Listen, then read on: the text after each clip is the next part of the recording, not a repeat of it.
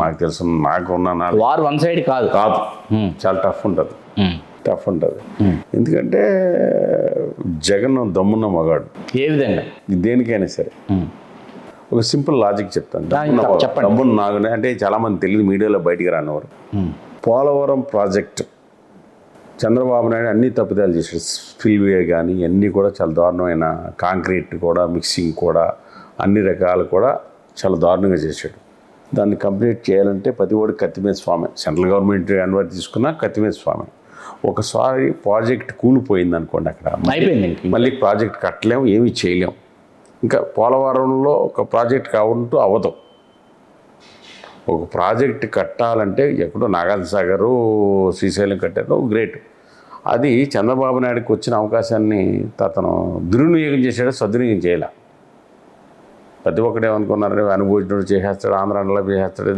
దుర్గగుడి ముందు ఫ్లైఓవర్ వేయలేకపోయారు మొత్తం 5 సంవత్సరాల కాలంలో. అది గడ్కరీ గారు ఇచ్చినా సరే.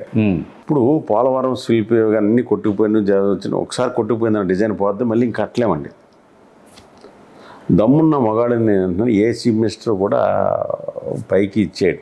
ఇది మాకేంటంటే తెలిసింది. ఈ శిల్పి ఇవన్నీ ఇలా ఉంటే ఈ ప్రాజెక్ట్ నేను కట్టలేను, ఆంధ్రప్రదేశ్ ప్రజల్ని మోసం చేయలేను. అర్థమైందా? ఆంధ్రప్రదేశ్ ప్రజలు నన్ను ఎప్పుడూ ఇంకా నన్ను అంటే క్షమించరు. ఈ ప్రాజెక్ట్ ఇలా కడితే నాకు ఇలా డిజైన్ మార్పించి చేయండి అనగలిగిన దమ్మున్న మొగాడు నేను చెప్తున్నాను కదా. ఆ విషయం ఇది ఎవరికి పబ్లిక్గా తెలియదు, అసలు ఇప్పటివరకు కూడా తెలియదు. అంటే పోలవరం ప్రాజెక్టులు ఎంత ఫ్రాడ్ చేశాడు అన్నది మీరు అర్థం చేసుకోవాలి. చంద్రబాబు నాయుడు గారు ఆ ప్రభుత్వం ఆ శిల్ప్ వే కానీ, ఆ స్విల్ వే కానీ అన్నీ కూడా ఇప్పుడు లీక్ అవుతూనే ఉన్నాయి. దాన్ని చేయటం అందుకనే పని ఆగుతుంది. అదే పోలవరం పూర్తిగా బాగుపడుతుంది. అది సెంట్రల్ గవర్నమెంట్ కడతా అన్న దాన్ని నేను కడతా అని తెచ్చాడు. ఆయన కట్ల జనాలందరినీ తీసుకొచ్చి ఇదిగో చూపించాడు మాట. వచ్చినంతా మోసమే జరిగింది అక్కడ. అంటే నేను చెప్తున్నాను, దమ్మున్న మగాడు ఏ సీఎం చెప్పడో చేయడు కూడా అలాగే. అంటే కొన్ని విషయాల్లో తప్పు ఒప్పైనా మనం అంగీకరించాలి. సరే, పొత్తు ఉంటుంది, పొత్తులో భాగంగా వీళ్ళు ఎన్ని స్థానాల్లో పోటీ చేస్తారని కాసేపు పక్కన పెడితే, అసలు పవన్ కళ్యాణ్ గారు ఎందుకు తాను ముఖ్యమంత్రి కావాలని ఒకరోజు వ్యాఖ్యానిస్తారు, మరుసటి రోజు నన్ను ఎమ్మెల్యేగా గెలిపిస్తే చాలని చెప్తారు, ఆ మరుసటి రోజు అసలు నేను ముఖ్యమంత్రి రేసులో నేను లేనని చెప్తారు. అసలు ఏంటి ఆయన మానసిక పరిస్థితి ఏంటి? ఎందుకు ఆయన అట్లా ఒక్కొక్క రోజు ఒక్కొక్క ప్రకటన వెలువరించి కార్యకర్తలు ఎందుకు అట్లాగా ఆయన అయోమయంలో పడేస్తారు ఏంటి? అంటే మనం మాట్లాడితే బాగోదండి. ఇంచేతంటే ఆయన ఉద్దేశం ఏంటో తెలీదు, ఆయన మనస్తత్వం ఏంటో తెలియదు. ఇప్పుడు ఎవరికైనా ఒక వ్యక్తికి స్ట్రాంగ్ డిటర్మినేషన్ కావాలి. చిరంజీవి గారు నాడు ఎక్కడి నుంచో వచ్చాడు. నా చిన్నప్పుడు ఆయన చిన్న మామూలు వ్యక్తిగా చూశాను. ఇవాళ మెగాస్టార్ పద్మవిభూషణ్, మాకు ఆనందం. ఆయన ఒక స్ట్రాంగ్ డిటర్మినేషన్, నెట్టో వాళ్ళు కూడా ఎక్కడో ఉన్నాడు. అలాగే ఈయనకి నేను చీఫ్ మినిస్టర్ అవ్వాలనో, ప్రైమ్ మినిస్టర్ అవ్వాలనో, కేంద్ర మంత్రి అవ్వాలనో ఉండాలి. ఇప్పుడు నేను ఉన్నాను, నేను ఎప్పటి నుంచి 2009 నుంచి నేను ఎమ్మెల్యే అవ్వాలి, ఎంపీ అవ్వాలి, అన్ని కోరుకుంటూ ట్రై చేస్తున్నాను. మ్యాక్సిమం మీరు చూస్తాను, నా లిమిట్స్లో నేను ట్రై చేసుకుంటాను. కానీ అంకిత భావంతోనే చేస్తాను, వదిలిపెట్టకుండా అంకిత భావంతో చేస్తాను. పార్టీ మంచి చెడ్డ అలాగే ఆయనకు ఉండాలి. ఆయన గురించి మనం చెప్పకూడదు, అది కరెక్ట్ కాదు. డెఫినెట్గా అది ఆయన స్టేట్మెంట్లు చూస్తే ఏ రోజు గారు ఒకదానికి సంబంధం ఉండదు కాబట్టి ప్రజల నయమయంతో పోతారు. ఇప్పుడు పొద్దున్న రేపొద్దున ఎంతమంది ఓటుగా మలుతుంది అన్నది చూసుకోవాలి. ఇప్పుడు 1000 మంది ఉండి 1,00,000 మంది ఆడావిడి చేస్తే ఓటు 1000 మంది వేస్తారు తప్ప 1,00,000 మంది వేయరు కదా, అది తెలుసుకోవాలి కదా. ఇప్పుడు పార్టీ 5 సంవత్సరాలు పార్టీని నిర్మాణం చేసుకోవాలి. ఇవన్నీ మనం మాట్లాడకూడదు. ఇప్పుడు ఏంటంటే ఆయన ఉద్దేశంలో ఏమన్నా వ్యూహం పండుతాడు చెప్పలేం కదండి. ఆయన మనం కామెంట్ చేయకూడదు. ఏంటంటే ఆయన అభిమానిగా మనకు ఉంటుంది బాధ, చీఫ్ మినిస్టర్ అవ్వాలి కానీ కోరుకుంటుంది మనకి. ఒక 100 మంది ఎమ్మెల్యేలతో అడుగు పెట్టాలి, ఓహో అలా చూడాలి ఇలా చూడాలి అనుకుంటాం. 6 అడుగులు బుల్లెట్లు రావాలని కోరుకుంటాం. కానీ అదంతా ఆయన మీద ఆధారపడి ఉంటుంది. మా పార్టీ మాది. ఇప్పుడు 6 అడుగుల బుల్లెట్కి 18 ఇస్తారా, 22 ఇస్తారా, ఈ లెక్క ఇంతే అని వండి వార్చే కథనాలు ఆంధ్రజ్యోతిలో కావచ్చు, ఈనాడులో ఆంధ్రజ్యోతి ఉందండి. చూసాం. అమిత్ షా గారు ఫోన్ చేశారు, చంద్రబాబు వెళ్ళే వరకు అమిత్ షా వెయిట్ చేశాడు అని రాసుకుంటారు. ఇష్టం రాసుకుంటారు, ఆనస్లు చెప్తారు, అన్నీ చెప్తారు. అన్నీ కాదు కదా. ఇప్పుడు ఏంటంటే ప్రజలు కూడా తగిన సీట్లు ఇస్తే గౌరవం ఇచ్చినట్టు ఉంటుంది, అది నరుగుద్ది. లేదు తెలుగుదేశానికి ఇండివిజువల్గా పోటీ చేసి దేశ దమ్ముందనుకు పవన్ కళ్యాణ్ కూడా అనవసరం వాళ్ళకి. వాళ్ళే వెళ్ళిపోవచ్చు కదా. వాళ్ళు వెళ్ళిపోవచ్చు. ఇప్పుడు లోకేష్ పొత్తు ఇష్టం లేదు, అందుకని ఎక్కడ కనబట్టలేదు. చంద్రబాబు నాయుడు భయంతో అవును, ఆ సమావేశాలు ఎక్కడ అసలు ఉండలేదు. ఆయనకి ఇష్టం లేదు, పోతే ఇండివిజువల్ గెలుస్తూ ఉంటున్నారు. మరీ మంచిది. ఆంధ్రప్రదేశ్కి మళ్ళీ ఒక వెలుగు చూడొచ్చేమో, చెప్పలేం కదా. ఇప్పుడు చెప్పాలంటే చాలా విషయాలు ఉన్నాయి. కొన్ని మీకు ఇందాక చెప్పాను, ఇద్దరు వ్యక్తుల పార్టీ వీళ్ళకి ఏంటంటే వీళ్ళందరూ ఒకటే, భారతీయ జనతా పార్టీ రాకూడదు మెయిన్. ఇక్కడ కేసీఆర్కి కానీ చంద్రబాబు నాయుడుకి కానీ జగన్ కానీ వీళ్ళందరూ ఒకటే. భారతీయ జనతా పార్టీ ఎంటర్ అయితే మనకి ఉండదు. ఇప్పుడు ఇప్పుడు తెలంగాణ ఉంది, ఎట్టి పరిస్థితుల్లో నెక్స్ట్ మేము పార్లమెంట్కి 7 గెలుస్తాం. 25లో ఇక్కడ తెలంగాణలో 17లో గెలుస్తాం. అలాగే స్థానిక సంస్థలు నెక్స్ట్ వస్తుంది. బీఆర్ఎస్ ఉండదు, క్లోజ్. అలాగే ఇప్పుడు ఏంటంటే వాళ్ళ ఎగ్జిస్టెన్స్ కూడా బీజేపీ గవర్నమెంట్ అని బీజేపీ బలపడకూడదని ఉద్దేశం.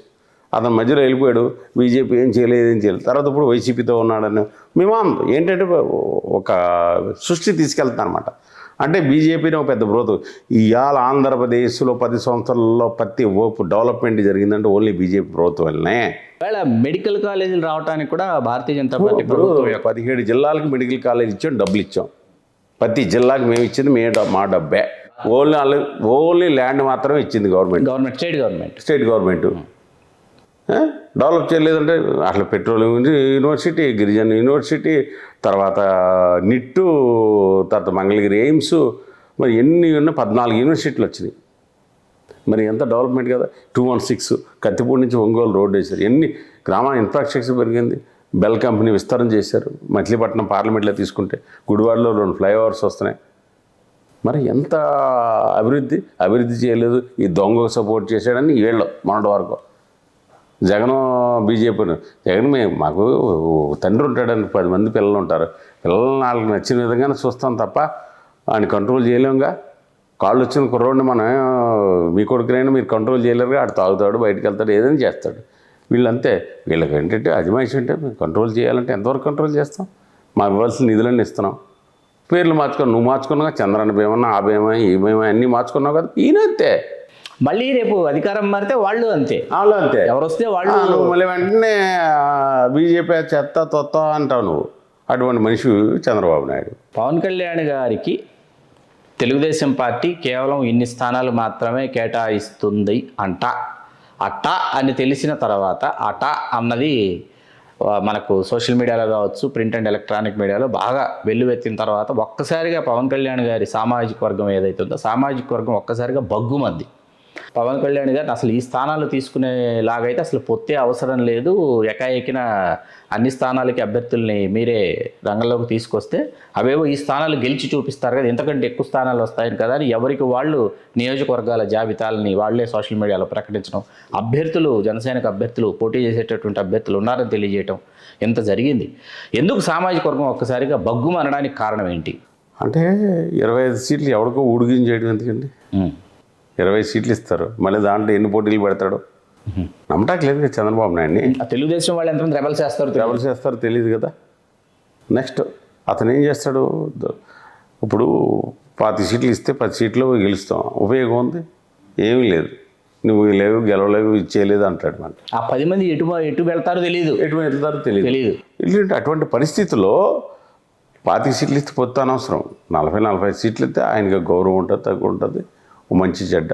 లేకపోతే నీకు ప్రతి దాంట్లో షేరింగ్ పెట్టు. రేపు ఎంపీటీస్లో కానీ, జడ్పీటీస్లో కానీ, తర్వాత మున్సిపాలిటీల్లో కానీ ఎమ్మెల్సీ పవర్ షేరింగ్ పెట్టు. ఇలా ఇస్తాను. అప్పుడు ప్రజలు నమ్ముతారు, పవన్ కళ్యాణ్ నమ్ముతారు, చంద్రబాబు నాయుడు నమ్ముతారు. అప్పుడు ఓటేస్తారు. ఇప్పుడు ఏ 20 సీట్లు 20 సీట్లు ఇస్తారంటే ఎట్టి పరిస్థితుల్లో కూడా సామాజిక వర్గం ఓటేసే పరిస్థితులు లేరు. నాకు తెలిసి 30% వేస్తారు, మిగతాదంతా కూడా మారిపోతుంది, స్ప్లిట్ అవుతుంది, స్ప్లిట్ అయిపోతుంది. స్ప్లిట్ అయిపోతే వీళ్ళు కేరు లేకుండా మళ్ళీ జగన్కి వేస్తారు. అదే గౌరవప్రదమైన సీట్లు ఇచ్చేస్తారు.